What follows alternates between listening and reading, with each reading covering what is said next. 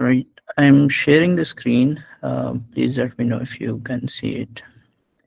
Share it in a while. Mhm.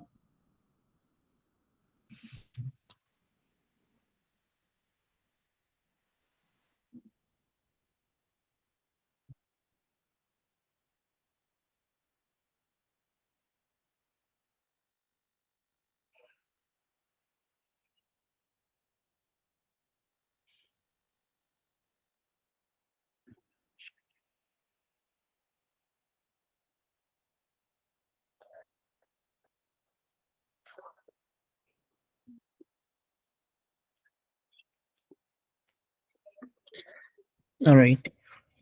Can someone please confirm if you can see the screen? Yeah. Okay. Everyone is requested to not leave the meeting because if you leave the meeting, I won't be able to readmit you again. So you might miss upon some important information. So stay in the meeting. If you have to do something, just turn off just mute down your phone or laptop, and you can then come back. So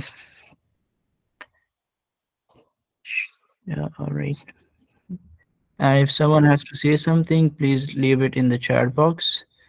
And also, if there is any question or something, we'll leave it towards the end. You can raise your hand and we can talk about it. Please keep your audios and cameras off. There are some people who are joining, so we'll wait for a minute or two and then we'll start.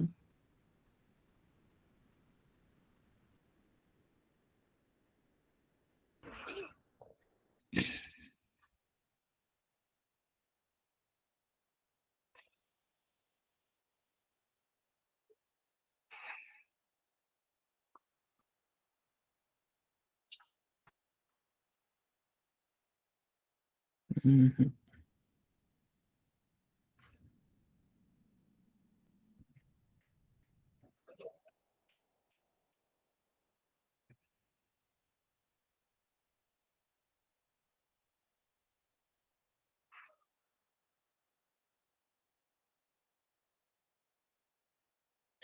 Just so everybody knows, the meeting is being recorded, so please keep that in mind.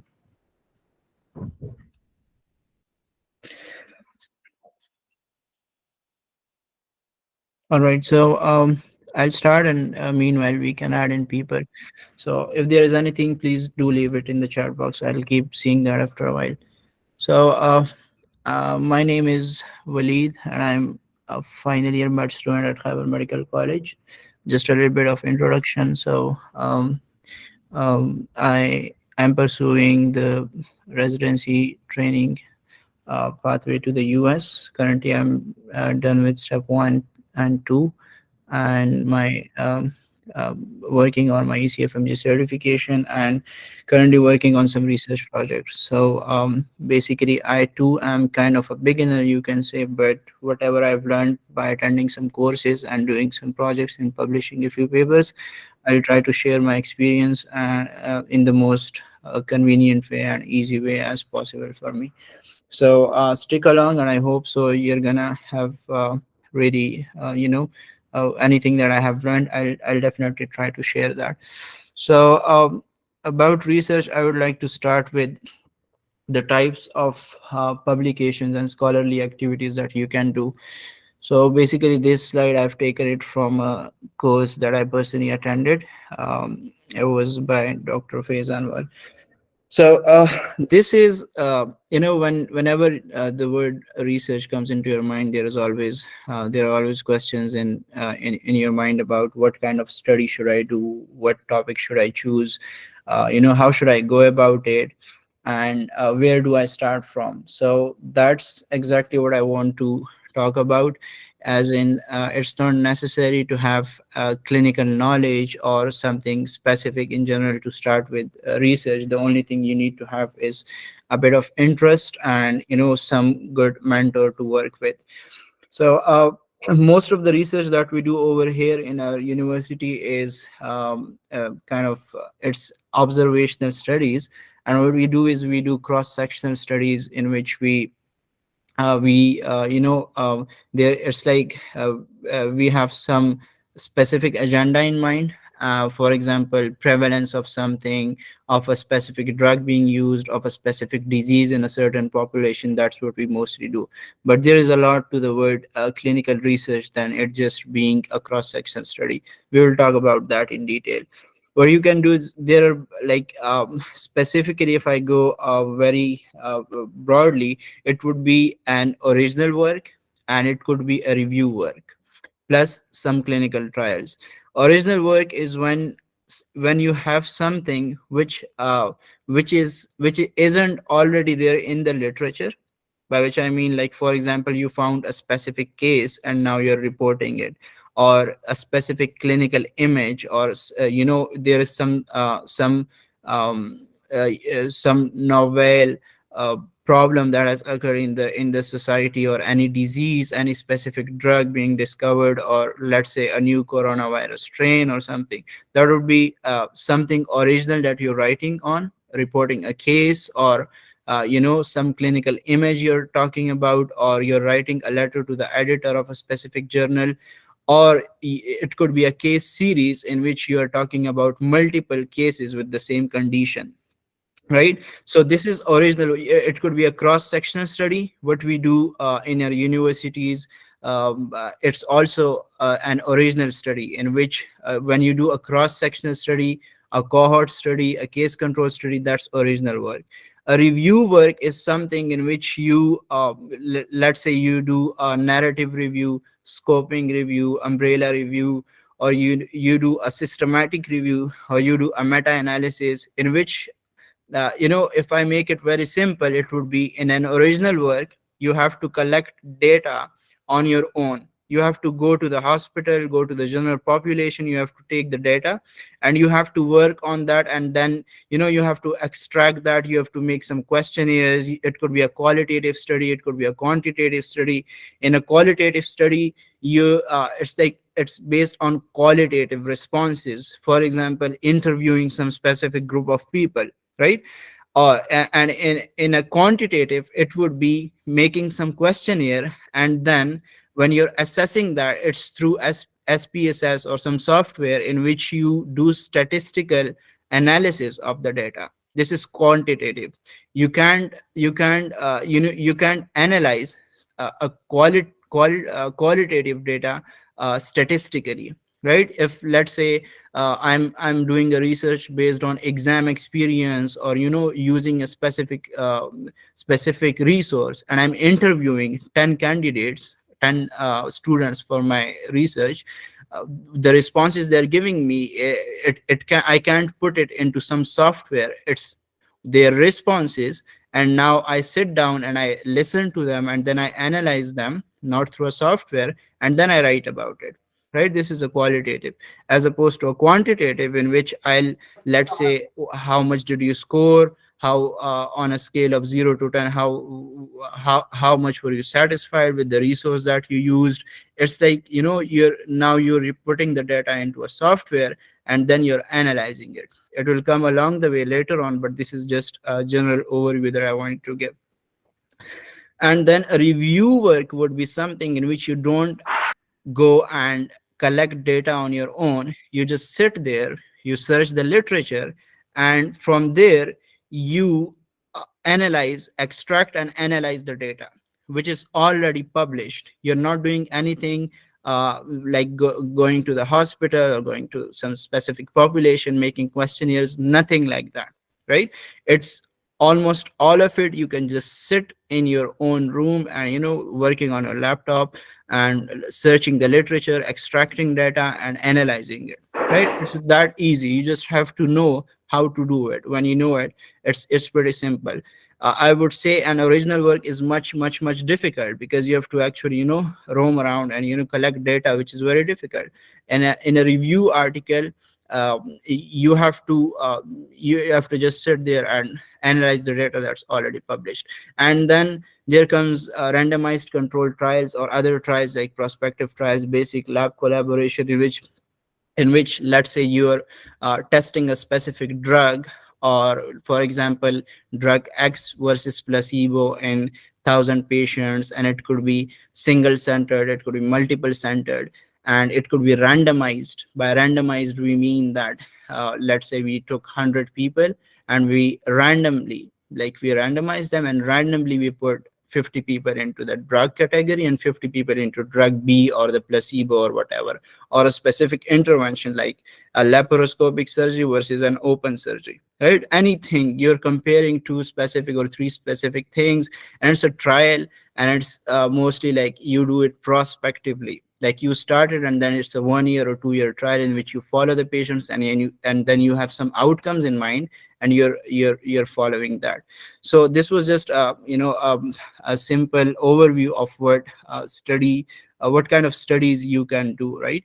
I will go to the next slide.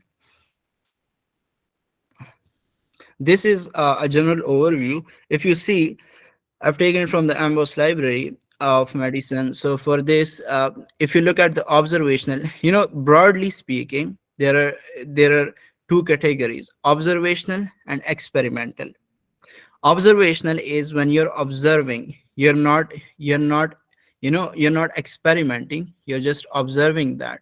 And in an observational study could be like, let's say I observed a case report.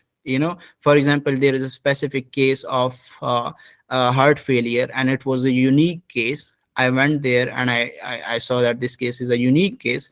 I started writing about that, and now I'm publishing it. This is an observational study. I didn't make the person get a heart failure. The person already had a heart failure. I'm just reporting it, I'm just writing on it. Versus in an experimental study, like an example would be a clinical trial in which I get a normal or a diseased patient, and I'm giving the person a specific drug or doing a specific surgery, a specific therapy, and now I am analyzing it, and now I'm writing my paper on it. This is experimental. Now I'm experimenting some procedure or some drug. The patient isn't already taking a drug. I am giving the patient a specific drug, right? So case series, the difference between a case report and case series, I'm talking about the examples, right? So the last thing, case report is when, let's say, one patient has case of, for example, a case of heart failure, a case of pancreatitis, a case of any specific condition, and now I'm writing on it. Case series would be 10 patients with the same condition, like 10 patients having heart failure, and they have something in common, and the condition, and I'm writing about that. A cross-sectional study, as I said, it's like a snapshot in time. For example, the prevalence of smoking in Peshawar, KPK, Pakistan, in 2016. At this specific time, I go there, I make questionnaires, I give it to people. How much do you smoke? Do you smoke? Yes, no. How much? How many packs do you smoke a day, and all that. So this is a cross-sectional study. Then I go and sit and use some software to analyze it, and I come up with some results, right? Ecological study, in which like it's like a very big study in which you have a lot of data from a big chunk of population. So these are descriptive studies. There are two types of observational studies: descriptive and analytical. In descriptive, you are describing some specific case, like case report, like case series, some cases, cross sectional, right? Versus in analytical studies, you're taking, it is like, if you look at the purpose of it, it's to determine the relationship between exposure and outcome. What it means is, for example, if I'm doing um, a cross-sectional study, which is a descriptive study, and I question people about whether or not they smoke, and how many of patients with who are smoking have lung cancer, the results that I get from that, for example, I took 1,000 patients, I gave them questionnaires, And when I analyzed the questionnaires later on, the responses, I found out that 500 people out of them were smoking, right? And 200 of them had lung cancer. Now I can say that smoking could be associated with lung cancer, but I cannot say for sure if smoking really increases the risk of lung cancer, because those 200 people can have lung cancer from other reasons. They might have family history of cancers, they might be taking alcohol, they might be living in some specific area which increases their vulnerable, which makes them vulnerable to have lung cancer or anything like that. So a descriptive study cannot determine the relationship between an exposure and an outcome, right? You can only say that it might be associated. For example, female gender can be associated with some specific condition, but you cannot say for sure if it's really causing it. You cannot, you can, association, it's a very remember this statement: association does not always mean causation. If something is associated with smoking, associated with lung cancer, it doesn't necessarily mean that it is causing it. There might be, what we do for, in order to find the causation, we do analytical studies, which will be a cohort study or a case control study, in which what we do is we take people who are smoking, and then we remove the confounding factors. Confounding factors are, all the things that can disrupt our results. For example, someone taking alcohol, or then I'll have to, we do some specific stuff like we randomize them so that both the groups have some people who are taking alcohol, so that our results are not disrupted by other external factors. And then I follow those patients for 5 years, 10 years, 1 year, and later on I see how many of those who were smoking, as opposed to, in case control and cohort study, we have two groups. One group is the intervention, the other one is the control group. In the intervention, for example, either they are smokers or they're taking some specific drug, and the other group, they're not smoking, they're not having taking that drug. And then in 1 year, 5 years, or 10 years, we are looking at how many of them got lung cancer. And only now I can say if, for example, we had 50 patients in the intervention group and 50 patients in the control group. Now let's say after 5 years, 40 out of the 50 people in the smokers got lung cancer, and only 20 out of the patients who were normal, people who were normal, not taking any, not doing any smoking or anything, and they got lung cancer. Now I can say, since 40 people out of 50 got lung cancer in smokers, and 20 out of the non-smokers, 50 got lung cancer, I can say it was a double rate, double the amount, right? 40 versus 20. I can say that smoking increases the risk of lung cancer by 100%. It almost doubles the rate, right? It increases the risk of getting a lung cancer by almost 100%. If 20 people in out of 50 are getting it, in the smokers group, 40 are getting it. So now I can say for sure that yes, it is causing it, right? And the same goes for a case control study. What's a case control study? A case control study is when you actually have the cases first, for example, lung cancer, for example, breast cancer, and now you're going back and you're seeing how many of these lung cancer patients did smoking. This is a case control study in which you start from the outcome, versus in a cohort study in which you start from the intervention, right? You're dividing the groups on the basis of intervention: smokers versus non-smokers. This is a cohort study. Versus in a case control study, since as the name suggests, you divide the groups on the basis of the cases, which would be lung cancer versus non-lung cancer patients. And now I'm asking them how many of them smoked in the last 5-10 years, and in the other group as well, how many of you guys smoked. So this is a case control study.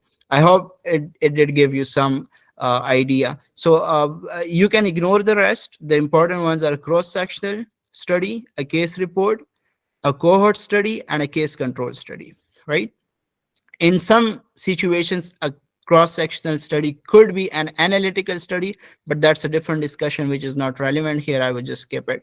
And experimental study, the big thing you need to remember is a randomized control trial, which we'll talk about, right? I go to the next slide, which is this. If you can see, a cross-sectional study, if you divide time into three categories: past, present, and future, cross-sectional study is something which happens in the present, in which you have, a group which is exposed to smoking, another group which is not exposed to smoking, and now you're looking at the disease prevalence, which would be, for example, lung cancer. This is a cross-sectional study. This is what we usually do in our university. For example, medical students, and we are looking at the prevalence of, for example, depression, anxiety, or a specific condition. Or people who are taking coffee, we are looking at some specific condition. Or like people who are taking a specific, let's say, people who are taking ACE inhibitors, I'm looking at the prevalence of cough in those patients who are taking a specific drug. So this is a cross section study.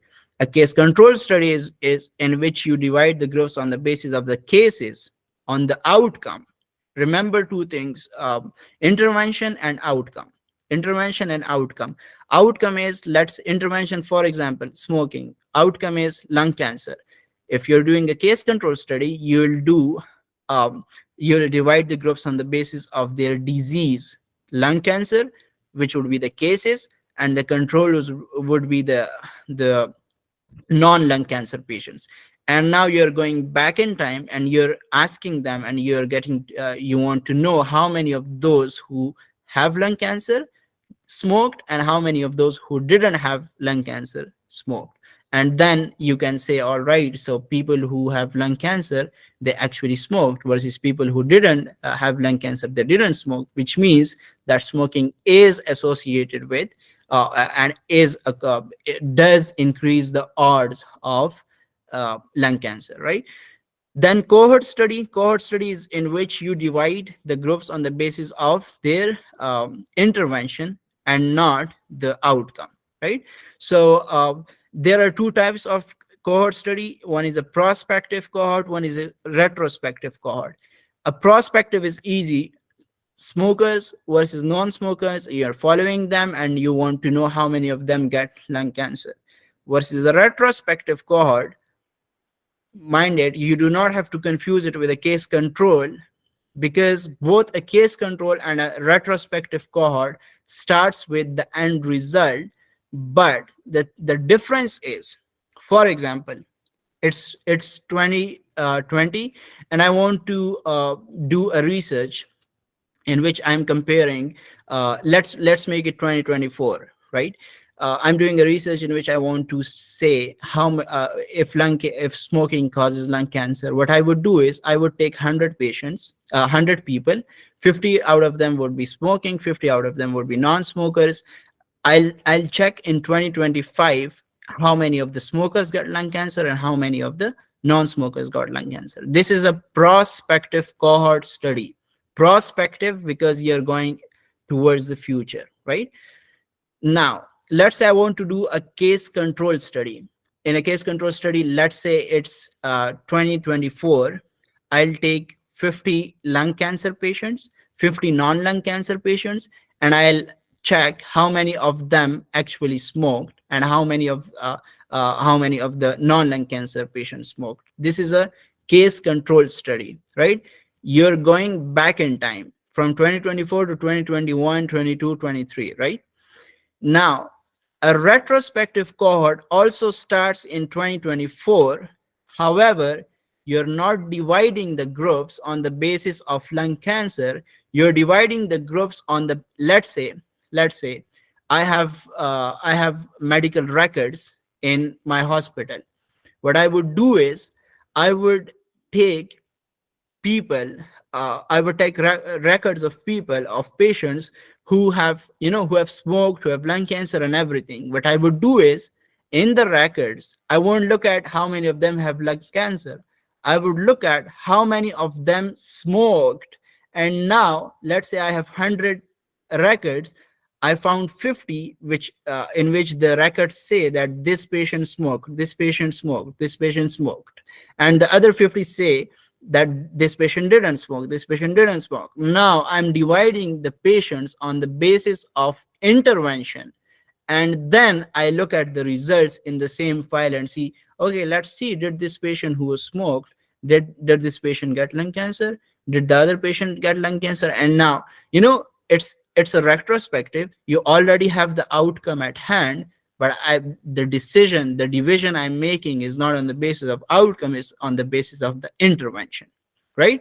So both of them are retrospective, a retrospective cohort and a case control. Both of them are retrospective. The difference is, if you divided the groups on the basis of outcome, it becomes a case control study, while if you divide the group on the basis of intervention, it becomes a cohort study, right? And one thing to remember is that a case control study is always retrospective. There is no prospective case control, because if you already have the case, the outcome in hand, how would you do a case control study? Like, you already, how would you go forward and look for exposure? Exposure has already occurred. The disease has already occurred. So a case control study is always retrospective, versus a cohort can be prospective or can be retrospective. Versus a randomized control trial, which is an experimental study. It's simple. In present, you take intervention, you do intervention in one group, the other group is control, and you follow them along for an outcome of interest. I hope it's clear till now. It's just a slide to look at the, a case report is a report of disease, presentation, treatment, and outcome in a single subject, right? Versus a case series report is several similar patient cases, right? So an ecological study is links between exposure outcome, which is, it's aggregated data from a big chunk of population, versus a cross-sectional study, which is also known as a prevalence study, in which we determine the prevalence of something, right? it in it, I'm not looking at the causation, I'm looking at associations, right? Prospective cohort, as I explained, in which study begins before the groups develop an outcome, right? For example, lung cancer hasn't yet occurred. I'm dividing the groups on a basis of smoking versus non-smoking, and now the results, the outcome would occur somewhere in the future.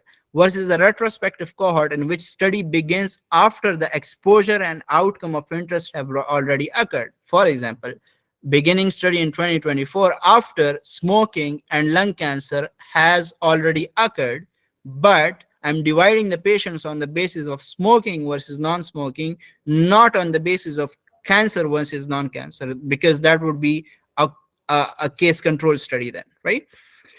And example, see, individual, if prospective is individual is smoking history, and are compared to individuals who are non-smokers, to see if there is a proportion of patients in each group getting lung cancer. Versus retrospective is individuals with smoking history of one or more than one pack of cigarettes a day exposed group 5 years ago, are compared to individuals who are non-smokers, if there is a difference in proportion of each group that eventually develop lung cancer, which is the outcome of interest for our study, right? Any questions, you can leave in the chat box. This is the hierarchy of evidence, and from this I want to mention one important thing. Our main focus is on cross-sectional studies here in university, while the hierarchy says that if you go from down to top, a case series or a case report or some opinion, this this is at the base of the pyramid, right? It's something that has some significance. All right, you did report a case, which is a good thing. Any publication is a good publication. However, this is, it doesn't give any evidence. For example, I saw a patient of heart failure in the ward who got respiratory failure, and we used a specific drug which actually really helped. And when I go and search in the literature, I don't find a lot of cases for which the drug was used. What I want to say is, I want to bring attention of people towards that specific drug, since it could be helpful in heart failure patients who get respiratory failure.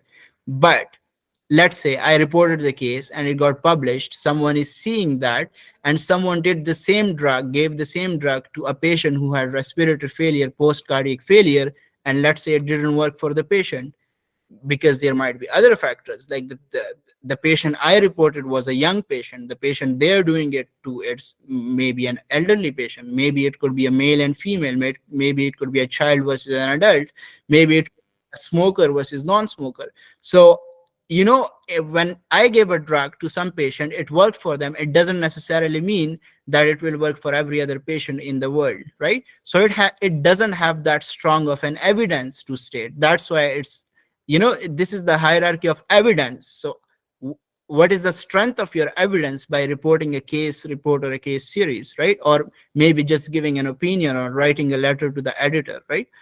A cross section study, again, if something is prevalent in Peshawar, it doesn't necessarily mean it's going to be prevalent in New York or somewhere else, right? So it's still, it doesn't contribute to the literature that much. That's why if you go up, case control and cohort study, they do have very strong level of evidence, right? So because now you're taking patients and it's a very hectic thing, you're following them, it goes on for years or maybe months or whatever. Some studies are for decades, and like it takes a lot of time and effort to do it.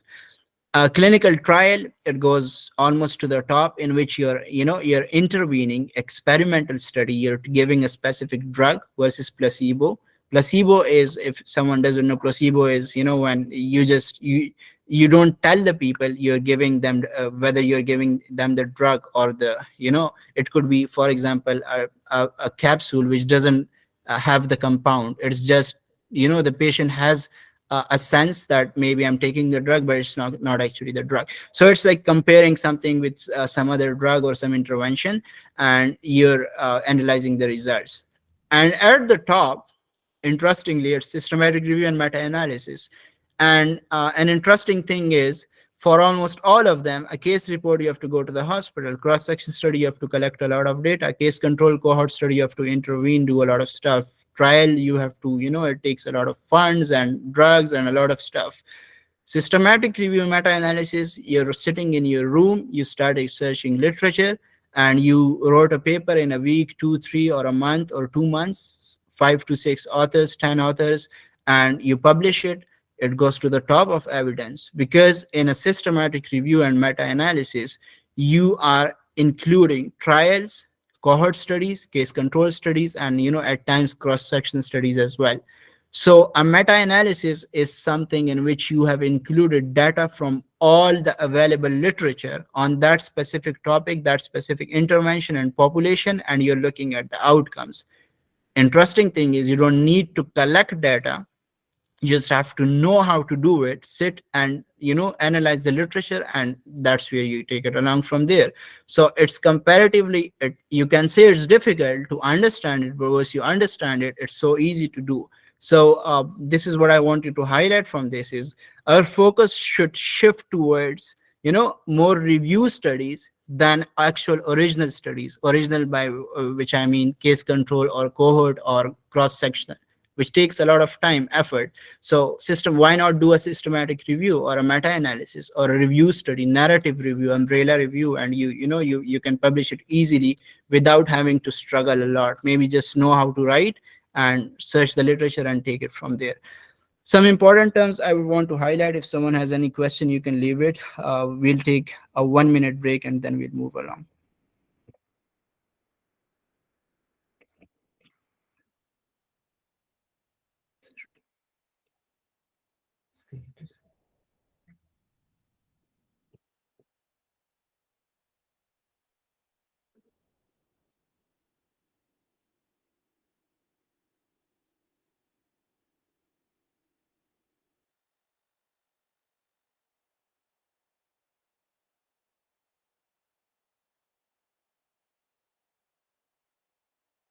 Meanwhile, if someone has any question, you can leave it in the box.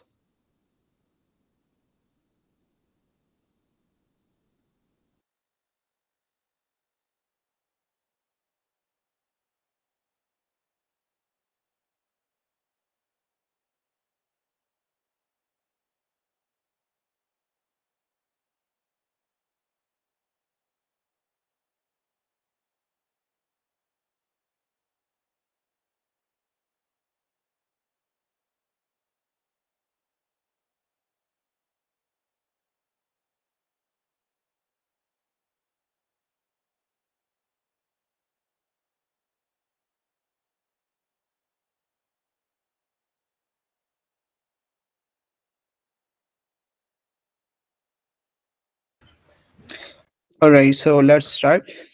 Someone asked for a minimum how many years a prospective cohort should be carried. I can't be sure, you can just search it, but what I've seen is there are cohort studies which have been done for decades, and there are cohort studies which have been done for months or a year or two or something. So a prospective cohort study, usually what I've seen is like it happens in like labs or people who have a lot of funds and clinics, and it's not for people like us as med students to do them. Maybe you can do as when you're working with some doctors, but it's not easy to do alone or as just being a med student. We had one study in which we did compare uh, uh, percutaneous coronary intervention. It has like two approaches, transradial versus transfemoral, and that was a retrospective cohort in which we took patients who had increased BMI, and then we compared that for like what were the outcomes for transradial versus transfemoral, and it had like a lot of patients. So, but that was still a retrospective cohort. For a prospective, it would take a lot of time. Plus, as student, you want to learn, and maybe what you can do is you can write review papers, and meanwhile, if you can get your hands on some um, cohort study or any trial happening in a big hospital or somewhere around you, you can participate in that and learn from it, but it's not something that would give you a paper right away. Can you explain the steps you have to follow in an observation study? So observation study, again, it would be if it's a cross section study, you have to get the hypothesis. For example, let's say smoking is associated with lung cancer. I don't know. Okay, let's find out. Let's search some literature, and if I don't get the answer from there, what I'll do is I'll make there are some formulas we use. We get the sample size, we go into the population. What we do is we make a questionnaire, or we interview people. For a questionnaire would be specifically for quantitative, interview would be for qualitative, and then I sit down, I analyze the data, I extract it, analyze it, and then some results come out, and at the end you write a paper on it, and that's what an observational study is. And we can discuss it later on as well in detail. All right. And if someone is in fourth year, has not participated well in college on cross-section study, do they still need to do it, or can they skip to meta directly? So this is a good question. What I would say is, if you can skip directly to a review study, go for it by all means. Like I did one or two original studies, but then it takes a lot of time and effort, and at the end, nobody takes it for publication because it's not that much of a good quality. So if you have to, a good quality paper would be a prospective, retrospective cohort or some case control study, as opposed to just a cross section study where you're comparing the sugar levels caused by tea or coffee, which is, it doesn't contribute to the literature that much, or smoking or lung cancer or depression or anxiety, which we do. So it doesn't contribute that much. Nobody is interested in taking that paper. So maybe move towards review studies. That's what I'll talk about mainly in this session and onwards, and because that's my focus as well, and I'm not really interested in doing some maybe original studies anymore. So I think your best bet would be to move towards review studies. What you can do is write case reports is easy publication. You write it, a few days, and you just publish it. We'll talk about that in detail as well, how to write it and everything. And steps on review studies, yeah, this is what we'll talk about later on. So let's move along. Databases, one second. So a database is basically, if I have any topic in mind and I want to see if I can conduct a study on it, this would be it would start from a database. What I would do is, there are certain databases like PubMed, like Google Scholar, like Embase, Medline, and Cochrane Library, in which you can search like, when you have some question or something, you search it in Google. For research, we use databases. Databases is, let's say there is a journal of a Pakistani journal, a journal in US, journal in the UK, journal in Europe, wherever, and all of them are use someone published paper here, someone published paper there. These journal are indexed in databases. So what happens is, if your study gets published in a specific journal which is PubMed indexed, your study appears in PubMed as well, right? So PubMed has data from hundreds and thousands and millions of journals. So what happens is, like, uh, I don't know how many journals are there out there, but however much journals are indexed in PubMed, any study getting published in that journal would appear in PubMed, right? The same goes for Google Scholar, for Medline, Embase, for Cochrane. And when you have to search something, a specific topic, you go to that database and you search your topic, and there you see if it's feasible to do study on it, and you can even say, like, find a lot of previous researches on that same topic, and from there you can take it if I want to go forward with it. We'll discuss this. Search string is when you actually go and make, for example, I want to do a study on the use of beta blocker in some specific condition, right? So that would be, or maybe a heart failure, or maybe the use of vitamin A in measles, the use of a specific drug in specific condition. What I would do is I would put these search terms, which would be measles and vitamin A, or a specific drug, and for example condition asthma, and I would put it in the database, and the database would tell me how many researches are already there on this topic, right? A pico table is this is what we make for systematic review and meta-analysis. Specifically, what we do is we make a table in which we have population, intervention, the control, and the outcome. Let's say the one of the recent meta-analysis that we did was the efficacy and safety of tafamidis, which is a drug, right, intervention in transthyretin amyloid cardiomyopathy, right? So population is patients with transthyretin amyloid cardiomyopathy, right? Or simply put, patients with amyloidosis, cardiac amyloidosis. Then intervention is tafamidis, the drug, right? Then control would be any other drug like patisiran, like other drugs used for it, or placebo, right? And outcome is heart failure, and our outcomes were all cause mortality, death due to any cardiovascular cause, ejection fraction, how much, then you're seeing what is the effect of this drug on ejection fraction. Does this drug decrease mortality from cardiac amyloidosis as compared to other drugs? And you make a pico table. I'll show you how to make it, and you take it along from there. Mesh terms is term used in database, like in PubMed. Let's say heart failure. If you search heart failure, this is a mesh term, and this is a well-defined term. Wherever this term is used in research, PubMed will show you all the results on this specific mesh term.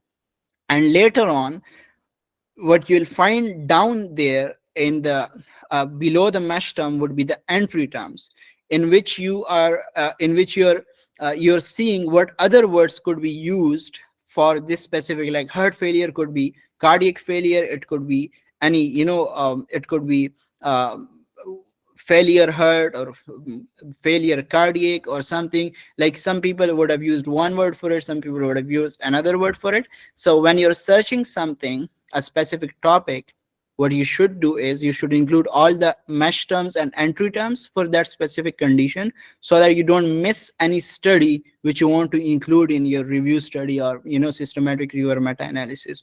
These were just the general terms, and I'll come back to it in a while, right? the All right, so what I want to show you right now is I'll go to um let me show you how to make a pico table and also use database. One second. Meanwhile, if someone has any question, you can put it in the chat.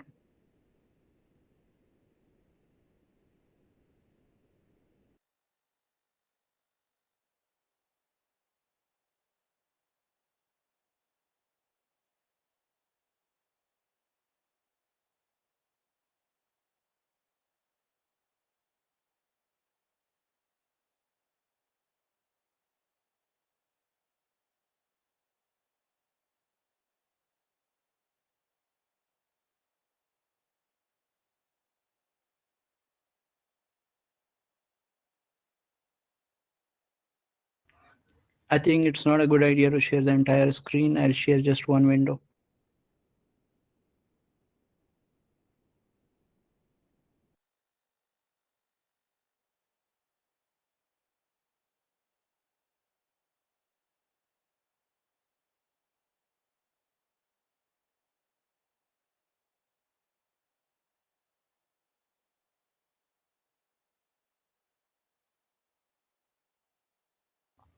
Yet again, I'll do something with it.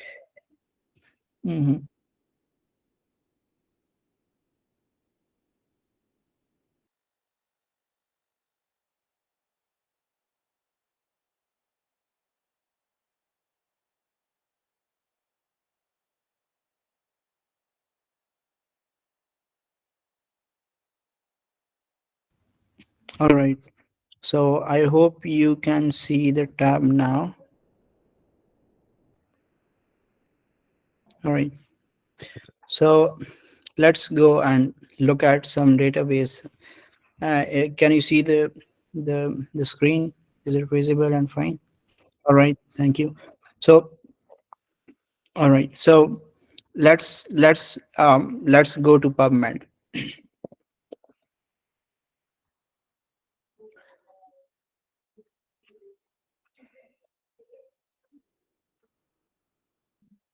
All right. All right. So let's suppose I'm doing my study on. I'll make my own our own study as an example as tafamidis. It's a drug, right? You can see transthyretin is relevant to that. So I'll just search tafamidis, and you know you can see 480 results. Any research which has this word in it, you can see tafamidis, tafamidis, tafamidis, tafamidis. It will get extracted, and you can see and you can find out your relevant study over here. Right now, let's search heart failure. You can see, 322,000. This is a huge number. Any study which has heart failure in it, you'll find it over here. And if now you can see, if you want to just search results from 2020 to 2024, it will be 76,000. And if you want to just see clinical trials on it, you can click this, and it will show you results only for clinical trials. It's 2,600 now, right? And let's say I want to just see clinical trials from the last 1 year, and I press this. Now I'll have much lesser results, right? Now let's say I want to see, uh, I want to add in some, I only want to see randomized clinical trials and not just trials. For trials it's 602, but if I remove this and just put randomized trial, let's see how many results I get. This is 501 now. So out of the 602, 101, they were not randomized trials, right? So this is how you do a literature search. And you go there, and whatever your topic of interest is, you go there. You can, now I want to see all the trials on heart failure from 2015 to 2024. This will increase the number of results to almost 5,000 now from 500. So this is how you play around with the database, and anything that's your interest, you can find it here, right? 1 second.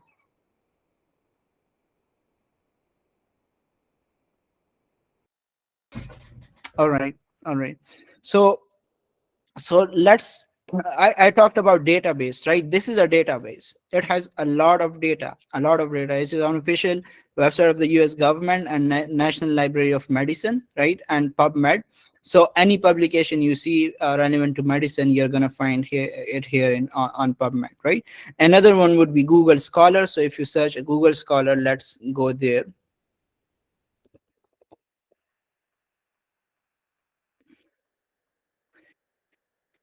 I don't really use Google Scholar that much, but let's say you search heart failure over here, you're gonna find, see, a lot of results, a lot of results. And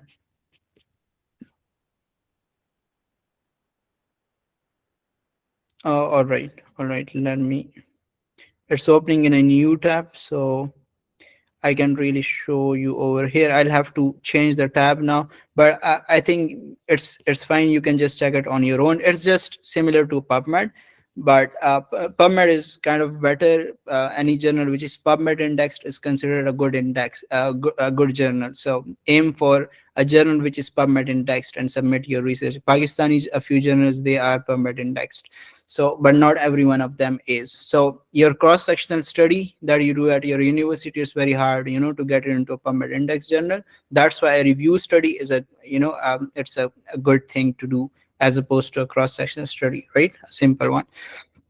So let me show you what a search string or search term means. For example, what you'll do is, you won't use the simple PubMed. You will click on advanced, right? And let's clear all the filters. You're now on the advanced search builder of PubMed. What you're going to do is, these are the previous searches that I've made, right? What you're going to do is, you're also going to click this thing over here. It's called mesh, right? I'll have to open it in a separate tab.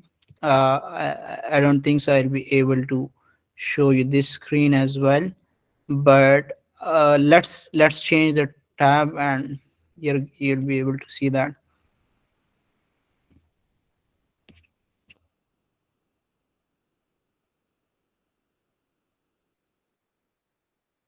Okay, so I hope you can now see the mesh terms tab in PubMed. So what you're gonna do is, you're gonna click this mesh, right? And for example, let's say let's say heart failure.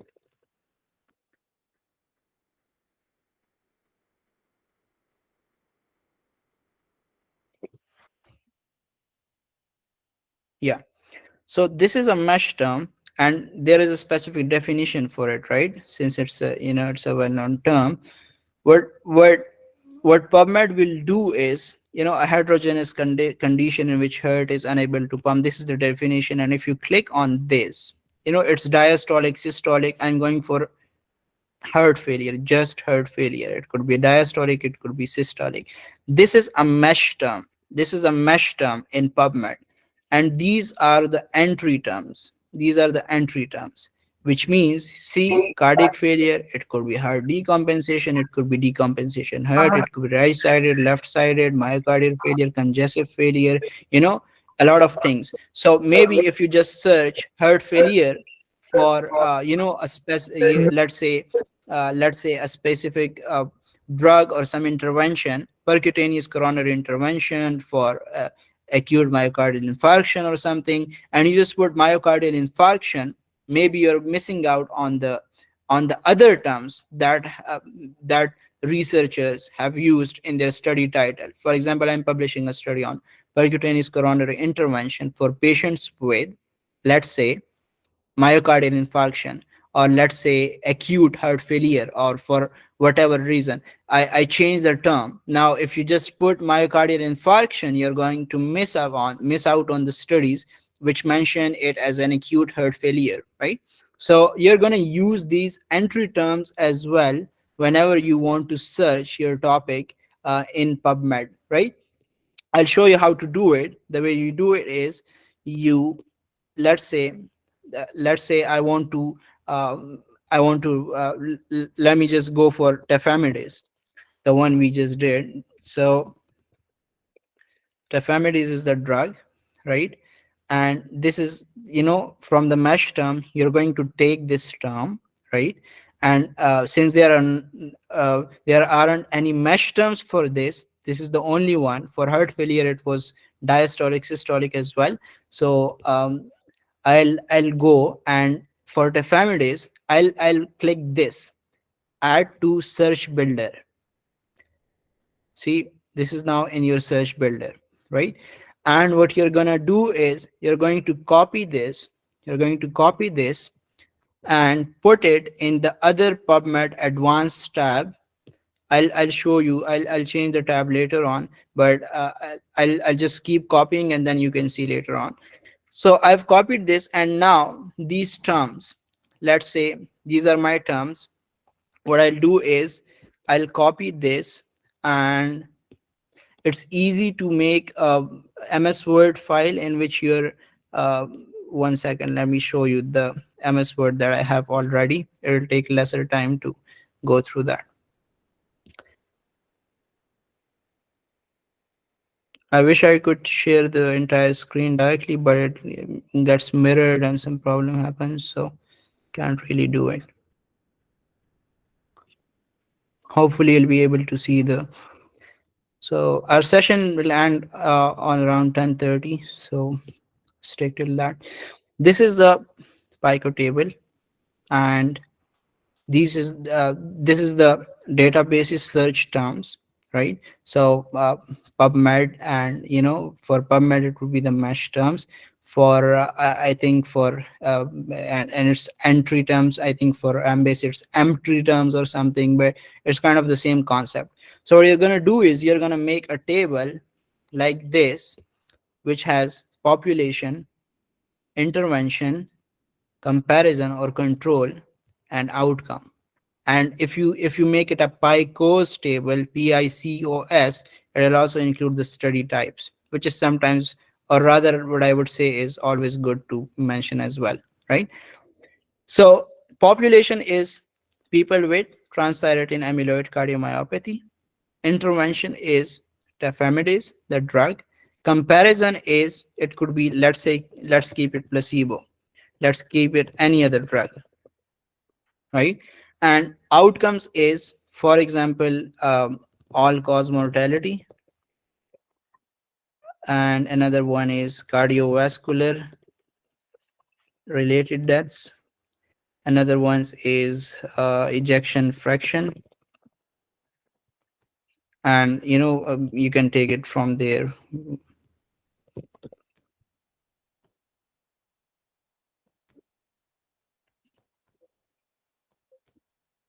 All right. So this is the comparison, this is the outcome, and this is the study type.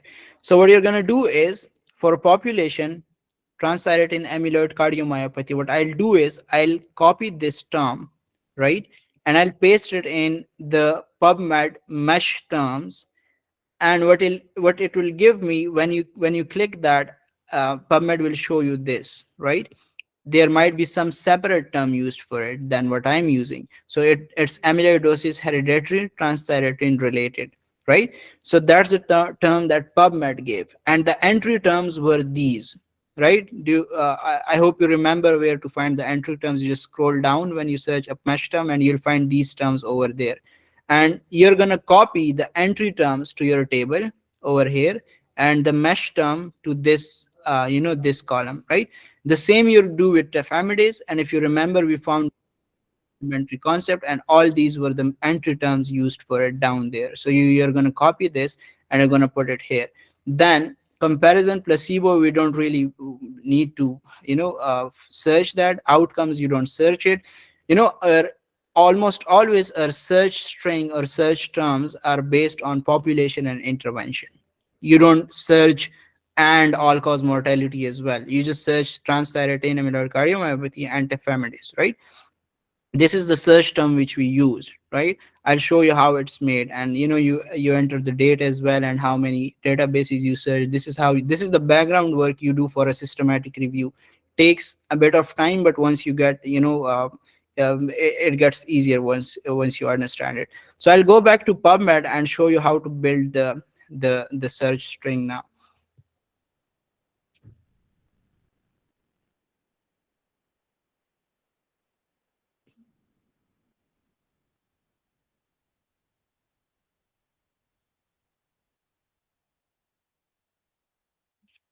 All right, so I hope you can see the PubMed advanced search builder now.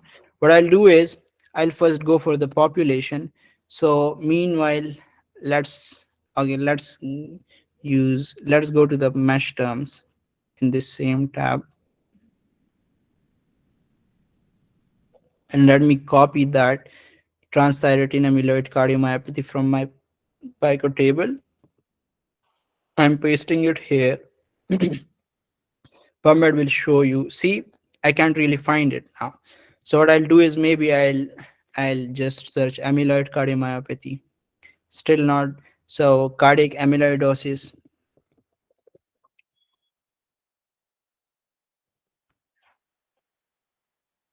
You see, you found the term now. Just change the term here and there, and you'll find something which the database is using for it. Hereditary disorder characterized by amyloid deposits in the say, extra matrix in the tissues specifically. What I'll do is third one, right? But the problem will be now this is going to show me results for polyneuropathy as well and carpal tunnel syndrome as well, which is fine. We'll just extract that and later on go forward with that, right? So what I'm gonna do is I'm gonna, this is the search term. What I'll do is I'll remove this and add this to the search builder, right? Now you can see it's inverted commas and the same term and whatever PubMed gave me as the mesh term. And I'll also copy all these entry terms and also put it in our advanced search bar, right? So what I'll do is I'll go back to the advanced search builder, and let me just search it over here as well. Just keep in mind, you can take a screenshot of this screen and you'll be able to see what I'm doing, because I can't really share two screens at the same time. So just take a snapshot of this, and I'll go back to the advanced search builder, where what you'll do is actually you'll open two tabs, one for the mesh terms and another one for the advanced search builder. And in advanced search builder, you're going to paste the same thing over here. What I copied from there, I'll paste it here, right? Amyloidosis, hereditary, transthyretin related supplement, whatever it is, I'll just paste it here and click this add, right? This is the query box, which at the end we'll search, right? So if you remember, we had some other entry terms as well. So I'll copy the entry term first, which was hereditary amyloidosis, transthyretin related. I'll paste it here, and over here I'll add with or, because let's say either heart failure or cardiac failure or this whatever term, not and, because and would be you want a study title in which it says this heart failure and cardiac failure, both terms should be there in the title, which I don't want. It could either be this or that, so I'm adding or, right? So all the entry terms will go into or, right? The second entry term was transthyretin amyloidosis. I'll just copy it, paste it here, and I'll press add with or, right? Now the third entry term was, it's just different search terms, and you put it here, add with or, you put the fourth one over here. What would be easier is if you made a MS Word document like I made and just keep copying it from there. One author can make the MS Word file, the other one can make the search string and take it along from there. Now I'm done with the amyloidosis part of it. Now I'll go to tafamidis part, right? So for tafamidis, I'll keep this screen and we'll go back to the PubMed where we search tafamidis. I'll just demonstrate a few entry terms, and I won't include all of them. So let's see tafamidis, right? So you search it here, right? And you copy this. What you're going to do is you remove this and press add to search builder. It will add the tafamidis over here. You copy this and you put it in the advanced search term. I'll show you the other screen as well. And just remember these few entry terms, right? Vanda Max, Vanda Kel, and all the FX, whatever. Tafamidis, Meglumine. I'll just take this one and maybe these two. I'll skip the FX, whatever, I don't know. But these terms have been used for it. So it's better to include all the entry terms. But for now, I'll just add in a few and just for demonstration.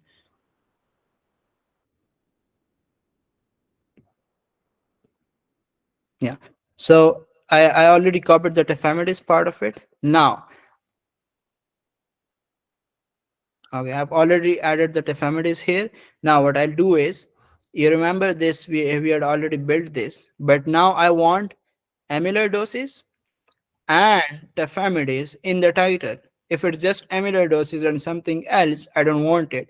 So what I'll do is, what should I do? Do I add it with or do I add it with and? I want both of them in the title. What I'll do is add it with and, right? So I'll press add with and this is in my search string now, right? And now just copy maybe the vendor max. Let me copy it from the other tab and put it here. You can do it very quickly, and make sure you press R over here, and you can see in this in the query box now. And then let me put the tafamidis maglumine as well, and you add it with R, and let me take the Vendacal as well. You don't really have to know what tafamidis is as long as you're interested in a topic and researching on it. So I'll just take this now. This is my search string. This is my search string. What I'll do is I'll press search, right? What PubMed has done now has shown me 480 results, which has most likely, there might be some errors here and there, but most likely a lot of the titles will have tafamidis and transthyretin in the same title, right? See, amyloidosis, there might be transthyretin in the study somewhere, right? You can see this amyloidosis, and then there might be tafamidis somewhere else. It will show some irrelevant results, which errors can occur, but that's where you extract it manually. Let's say I just want studies. Let's say I'm doing a systematic review in which I'm including studies just from 2020 and onwards. It will decrease the number of studies to 3301.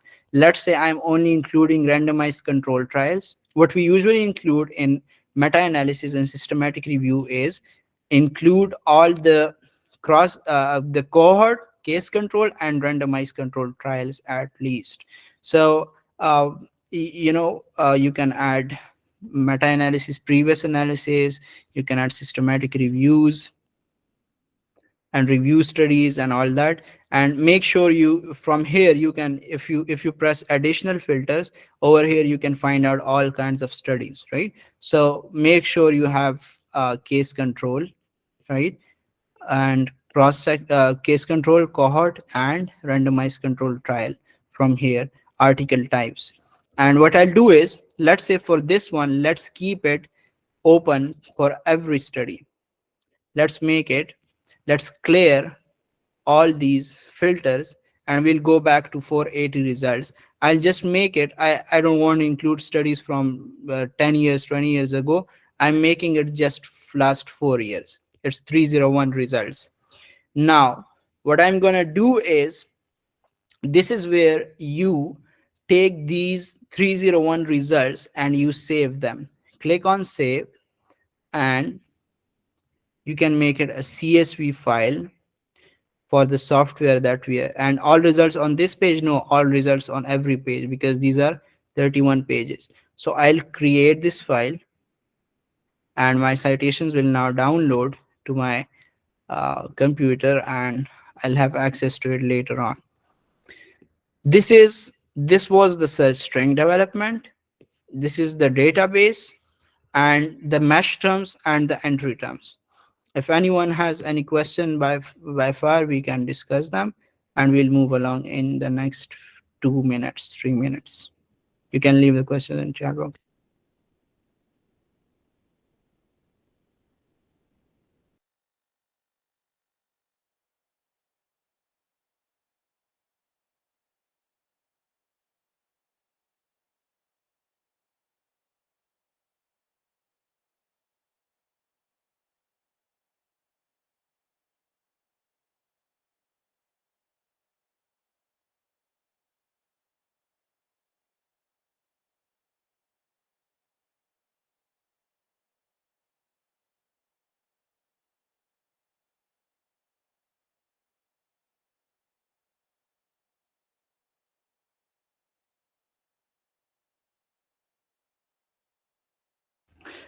Can you mention? Did you ask CST?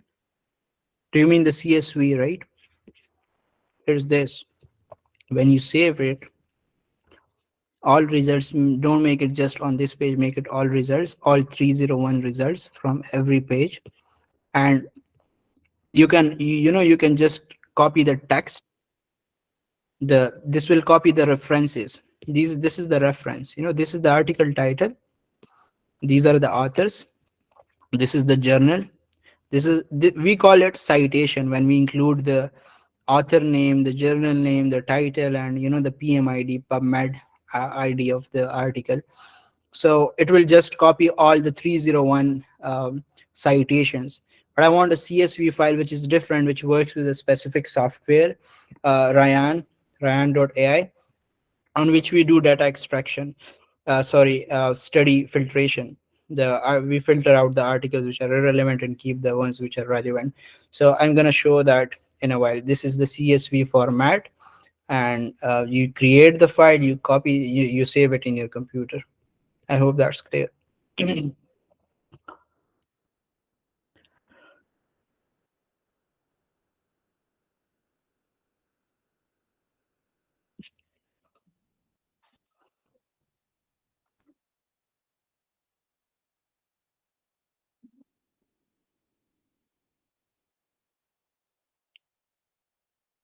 You can put in any questions. For a minimum of how many as a prospect? Okay, I think I'm looking at previous question. So,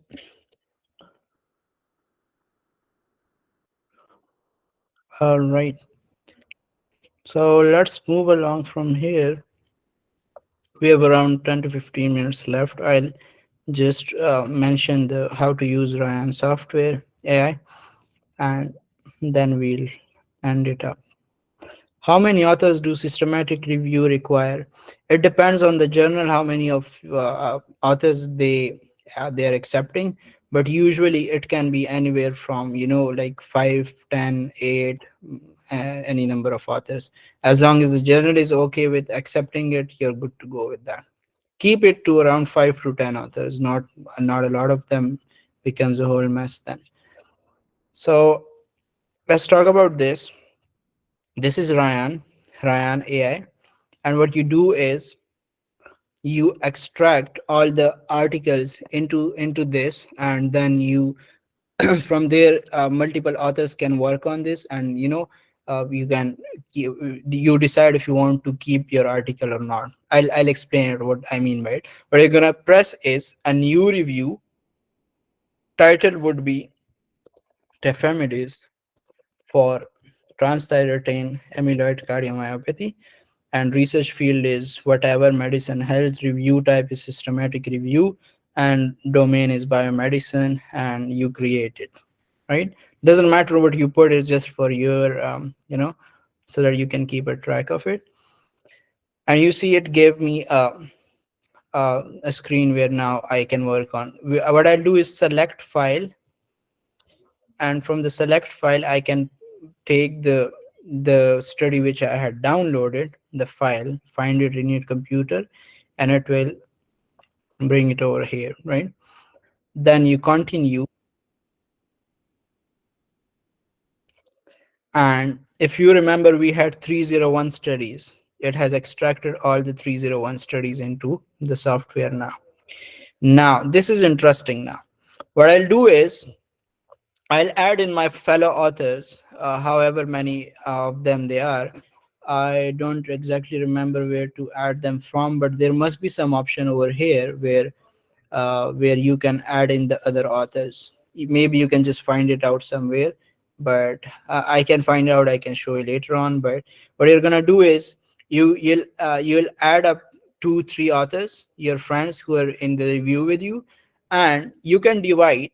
For example, this is all the uploaded references, 301 studies. See, and you can see all the studies over here. Now there might be, what you're going to do is you're going to upload results from PubMed and Google Scholar and some other database. Normally what we do is we search at least 2 to 3 databases. Good review studies search 5 to 6 even databases. So what will happen is a study might be in PubMed and the same study would be in Google Scholar, so there will be duplicates. So what you're going to do is you're going to press this, then detect duplicates, and it will search for the duplicates, the studies which were taken from PubMed as well as Google Scholar, and it will detect them, and then you can remove those studies at least. So you're not looking at, the same study coming along from different databases. So the first step is to, you detect and remove the duplicates, and I think it's going to take some time, and it will show you how many of duplicates you have, and then there is an option to delete. See, 17 duplicates found. So what you're going to do is you're going to check this now. This is unresolved. I'll press this, 17 unresolved, right? And I'll actually check if there really are duplicates. For example, let's see this one. Tafamidis, Vendaquil, Vendamex for this, and the other one is, this is meglumine, this is clinical review. Just look at the titles and you're going to know if there really are duplicates.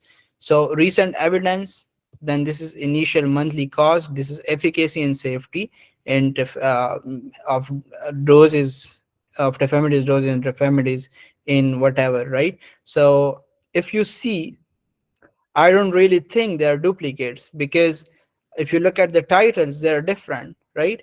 And considering that we took all these studies from just one database, it doesn't necessarily mean that why would one database mention a study two times, but it could be a, error can occur. But if you look at the titles, almost every one of them is different from the other, which shows you that they are different studies. So what I'll do is I'll keep all these studies for now.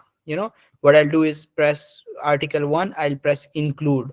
Press article 1, I'll press include. Article 3, I'll press include, right? 4, I'll press include. And the same I'll do for every study, right?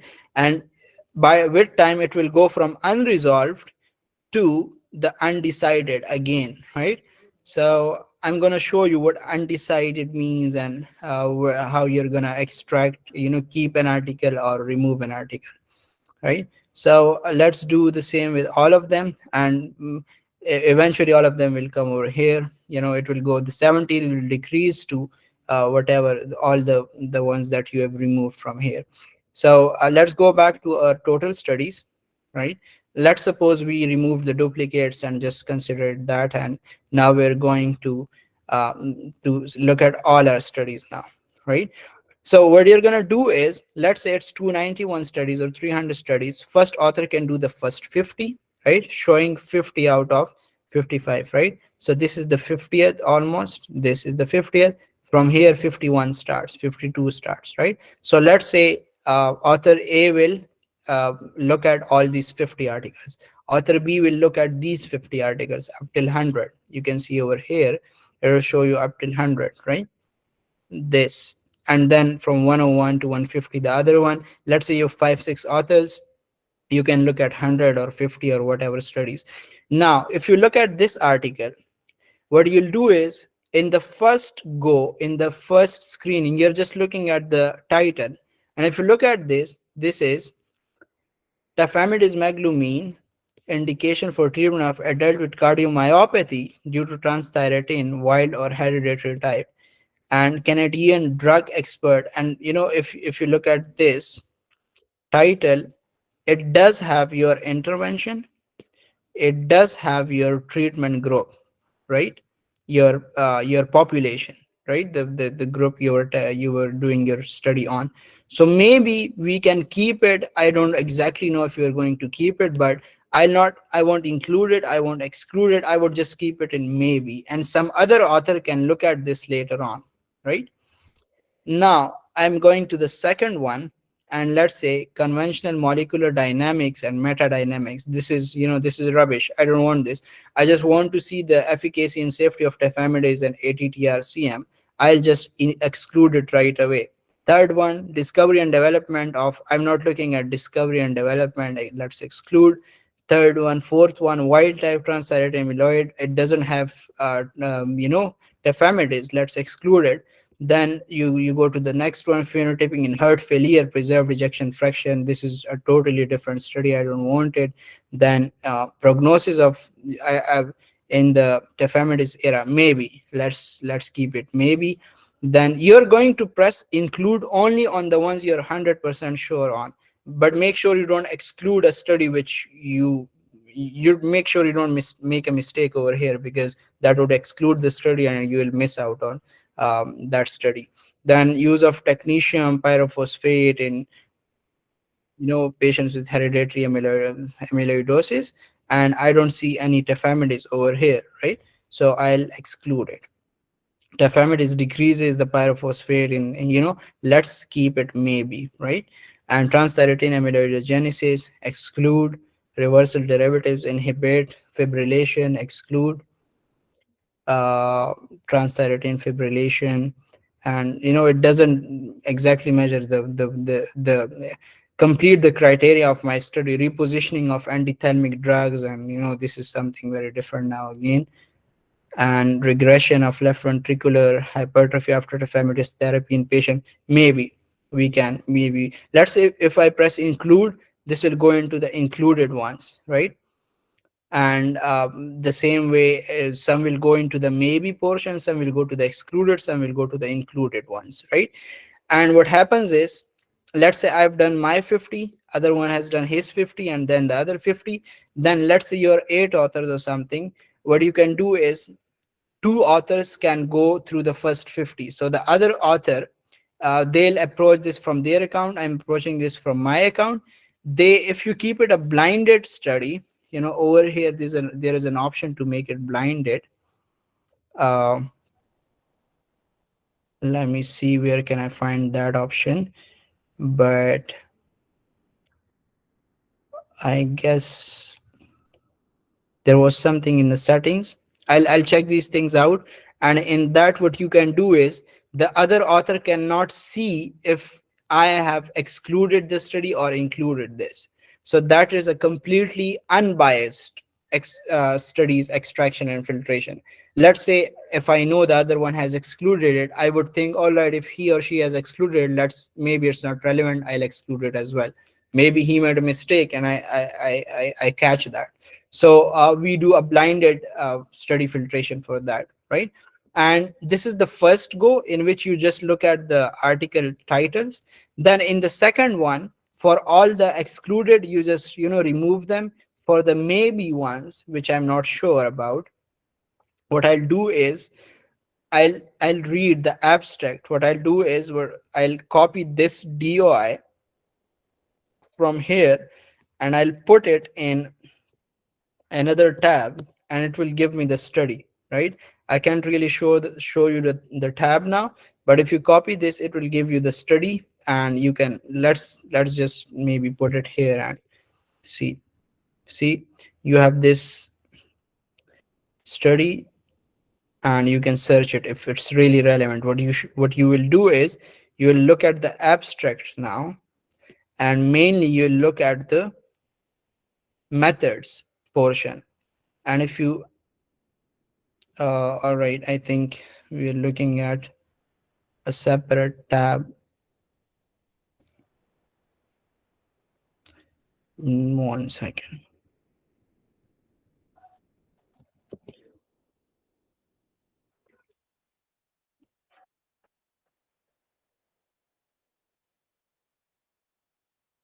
What you can do is, let's make it a simple article which you actually can find easy. Novel therapies to diagnosis and management of transthyretin, for example.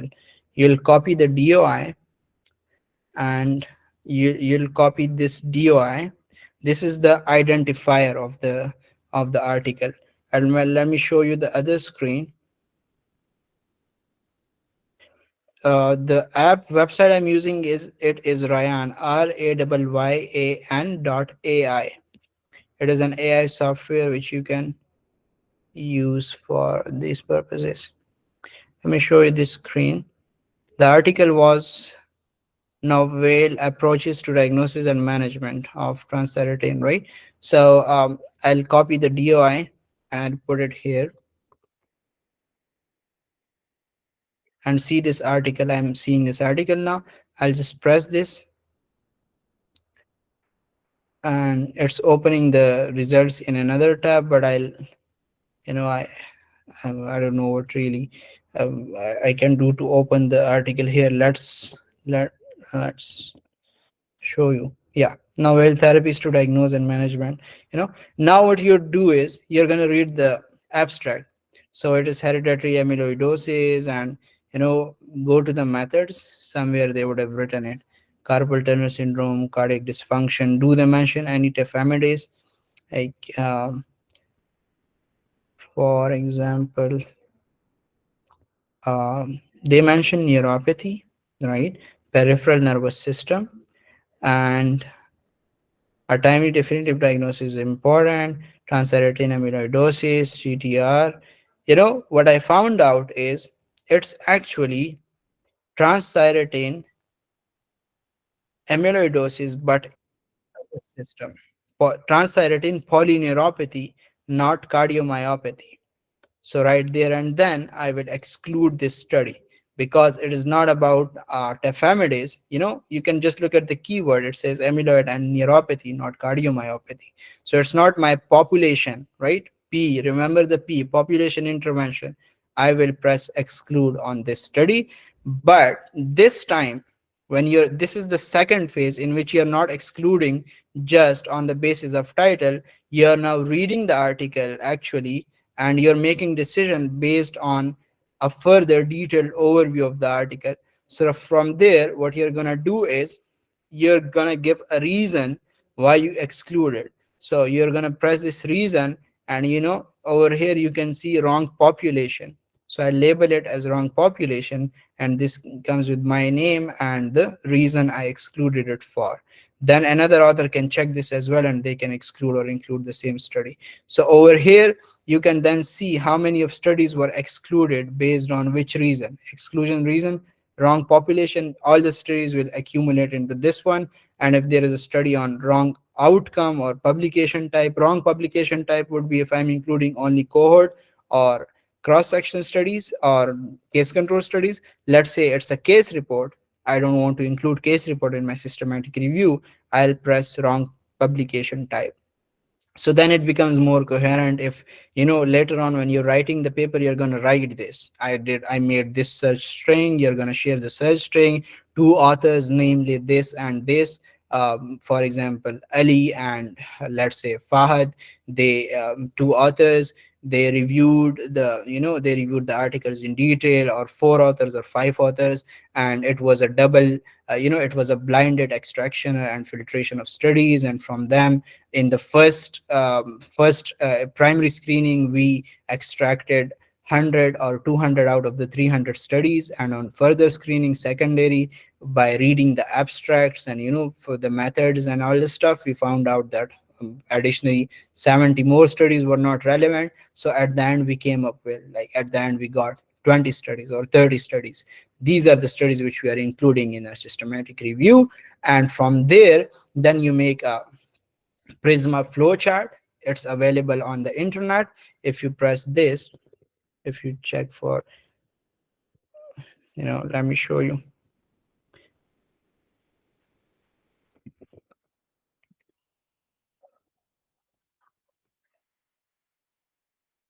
Prisma flow diagram, and you can, if you press over here, it will show you the Prisma flow diagram for, let me show you an example of this.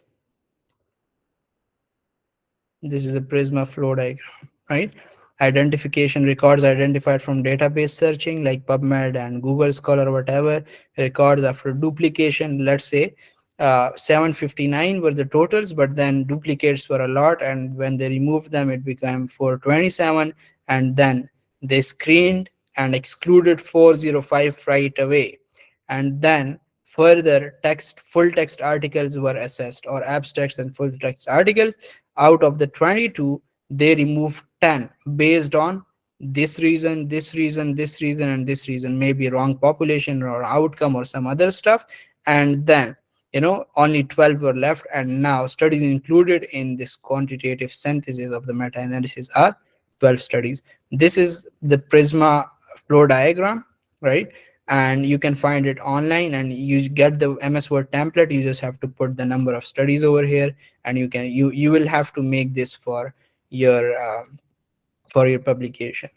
At last, I'll end today's session with just showing you one recent article which we wrote, and in which we did some systematic review of. I'll just show you how you write the paper. Then uh, let me show you the screen in a while.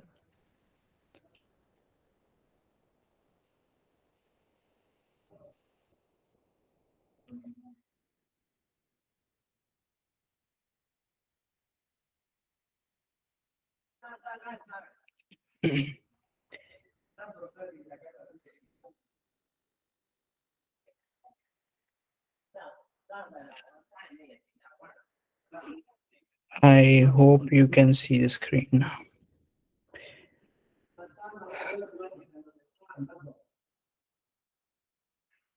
Yeah.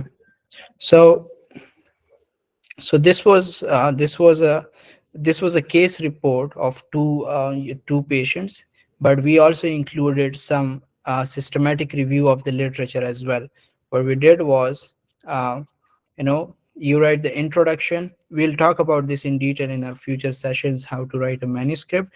But then the case presentation, this is the child who had a congenital perineal hernia. These are the reports and everything. And over here, if you see methods, where you write is we searched PubMed and Google Scholar from inception, like from the beginning until January 7, 2024, to find relevant articles on perineal hernia. The search terms were this and this, right? And the database search article screen were performed by three authors, which were these. Additionally, we searched references sections to to don't not I'll show you how to do this as well, so that you don't miss any study which is relevant. Result were, after conducting systematic search of the above mentioned databases, we got 87 studies, 7 were duplicates, then 80 were screened, and all the reasons. And at the end, this is the Prisma table that you make. These were 87 studies, 45 from PubMed, 42 from Google Scholar. Duplicates were 7. We removed that, it became 80. Then we removed 50 out of that based on wrong population or foreign language. For example, some were in Chinese, Japanese, or German language. Some were the cases in animals. I just want to do a study on humans. So 50 minus 80 would be 30. Then we did some further look at it, and we removed 22 more. And at the end, we just got 8 studies, and we included that in a study. And the results, then you talk about out of these 8 articles, and then you explain all the stuff what we found in the studies. So then you explain it, and you talk about what the results were, and how to take it from there, right? So I hope it was a fruitful session, and hope to continue this. If someone has any question up till now, you can share, and we can take it from here in the future. I'll wait for 2 minutes, maybe record some questions, and then we'll quit. You can even open, turn on the mic if someone wants to speak. How can you contact? I think you can let me share my WhatsApp, or yeah,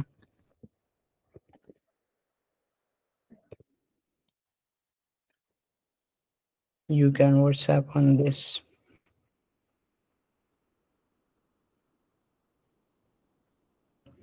Just note the number and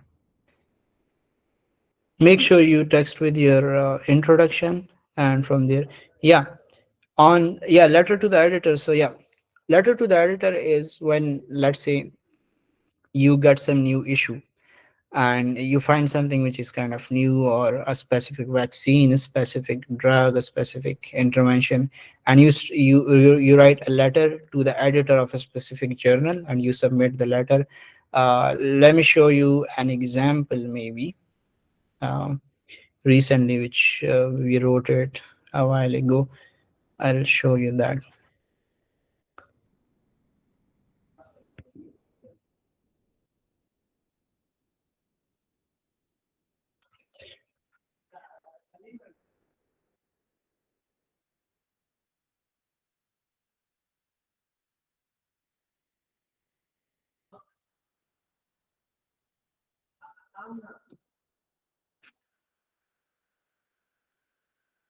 Yeah,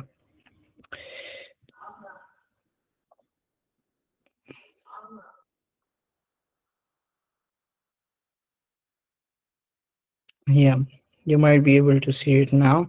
So this was on JN1, right? JN1, another coronavirus strain. It was recently, there was an outbreak in the US and some European countries. So this is JN1, and you write a small letter of 400 words or lesser, depending on the journal, which journal you're submitting it to, and what their requirements are. And it's like a simple, like for example, if you read it, you can take a snapshot of it. You can read it later on, and it's like just driving attention towards something interesting or new, or and you want the people to get to know about it, and then people can do some research on it. So this is letter to the editor, right? It's good to start from publications like these. It's easy to write, takes very less time. We can write a few if you guys are interested. Just let me know, email me, text me, and then we can have some groups and write a few letters, and you'll know how to do it. The only way you're gonna know is and learn is by actually doing it practically. So this is like you include the study, you include why you're writing this. So we want to draw your attention to a new variant identified as this, and it was detected first over here, and the CDC reports that these many cases have been reported, and how to all the how is it different from the previous ones, and what should you do to what should people do to actually uh, you know um, uh, take care and to decrease the spread. So wearing face masks and improving ventilation.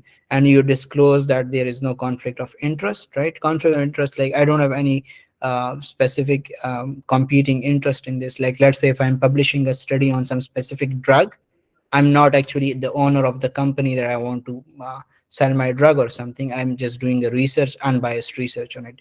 And you mentioned the references, right? The references, and I'll just show. Maybe I can show you how to reference and cite articles, and how to take stuff from articles. Or maybe that's a topic for the future sessions. It would take a lot of time now, but you can always reach out if you want to know about it, but we will talk about it in the future. Yeah, so one more minute and then we'll quit it. You can always reach out in the group. We have a group over there. You can talk about anything you want me to talk about, and from there we can take it along. Our next session probably will be in a few days, whenever we can manage, right? If there is any question, please mention it. Otherwise, we are ending it in 1 minute.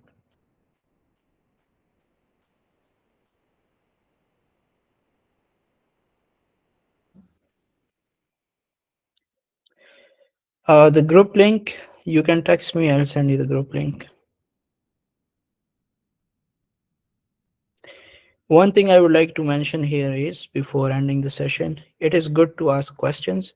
So verbalize your questions, anything you have in mind. It's always good to clarify it. Maybe I don't know about it, and it prompts me to search it up and learn from you guys.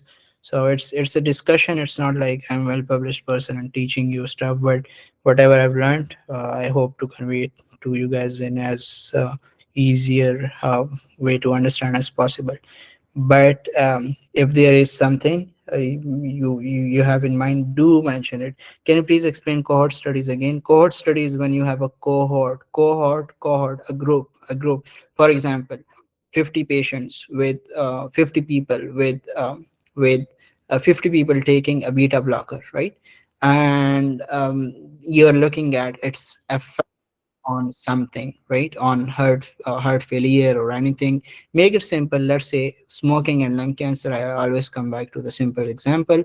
So what you're gonna do is you go out to the hospital, to the community. You take 100,000, whatever, however many patients or people you can take. You divide them into cohort, a group of people, 50 people or 500 people or X number of people with The exposure which is smoking, and you took 50 people or whatever people who are non-smokers. This is also exposure versus non-exposure. And then you're following them along if it's a prospective cohort, and you are looking at the development of lung cancer in these patients. This is a prospective cohort. A retrospective cohort is when you have data from hospital records or something, and now you took file of patient X, file of patient Y, file of patient Z, and patient X file says that he was a smoker. Patient Y file says he was a non-smoker. Patient Z uh, patient's file says that he was a smoker. Let's say I found 50 out of them who were smokers, and then the other ones were non-smokers. What I'll do is now I'll see how many of them actually got lung cancer. So this is a retrospective. Cancer has already occurred, smoking has already happened. It's 2024, but people started smoking in 2020 or 2010, and now they have lung cancer, and maybe they've already died, or they're already taking treatments. I just want to see the risk of lung cancer in patients who smoke. The one difference is a case control. We look for odds ratio. In a cohort study, we look for risk ratio. What do we mean by it, and how are they different? We are going to discuss it in the future. Yeah, because it's a long discussion as well. So I'll take this opportunity to thank you all guys for joining and for being with me and for taking interest, and I hope you guys have a good night. And if there is any question, please do let me know, and I'll be happy to address that. Thank you so much, and wish to see you in the future. God bless you. Allah Hafiz.